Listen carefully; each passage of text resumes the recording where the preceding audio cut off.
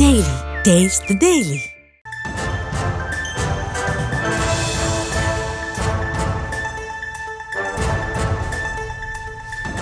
அண்மை செய்தி.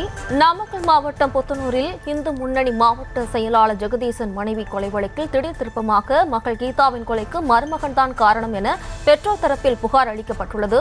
தனது மனைவியும் கொன்று தன்னையும் சிலர் தாக்கியதாக போலீசாரிடம் அவர் கூறியிருந்த நிலையில் வெளியாட்கள் யாரும் வீட்டிற்கு வந்து சென்ற அடையாளம் ஏதுமில்லை என போலீஸ் தரப்பில் தகவல் தெரிவிக்கப்பட்டுள்ளது. இது தொடர்பாக கூடுதல் விவரங்களோடு இணைகிறார் நமது செய்தியாளர் சதீஷ். வணக்கம் சதீஷ், இந்த கொலை வழக்கு தொடர்பான கூடுதல் விவரம். வணக்கம். நாமக்கல் மாவட்டம் பரமத்தி வேலூர் அருகே பொத்தனூரில் இந்து முன்னணி மாவட்ட செயலர் ஜெகதீசன் அவர் மனைவி கீதா கொலை வழக்கில் தற்போது திடீர் திருப்பம் ஏற்பட்டுள்ளது.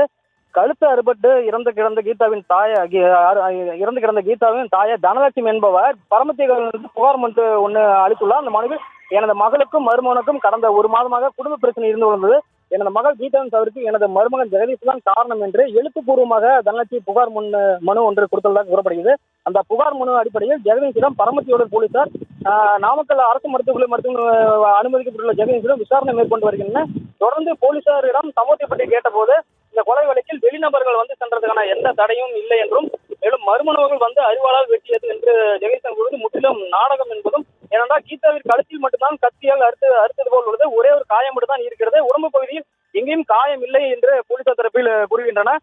ஜெகதீசனுக்கு ஏற்பட்ட காயங்கள் அவரை தனக்குத்தானே கை பகுதி தலைப்பகுதியில் ஏற்படுத்திக் கொண்டார் என்று போலீசார் வட்டத்தில் தெரிவிக்கின்றனர். தொடர்ந்து நாமக்கல் மாவட்ட காவல் கண்காணிப்பாளர் ராஜேஷ்கரன் தலைமை இந்த கொலை பற்றிய தகவலை ஜெகதீசன் தான் செய்திருப்பார் என்ற கோணத்திலும் ஜெகதீசனிடம் தீவிர விசாரணை தற்போது ஈடுபட்டு வருகின்றனர். விவரங்களுக்கு நன்றி சதீஷ். Taste the Daily.